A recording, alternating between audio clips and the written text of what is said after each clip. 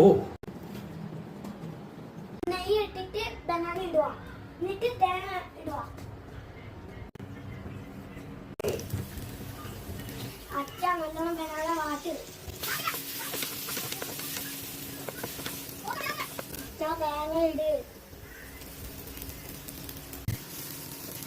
അച്ഛ ഞാൻ എന്റെ പറ്റി ഇട്ടേ. അച്ഛ കുറച്ച് ഐസ്ക്രീം കൂടെ ഉണ്ടത്.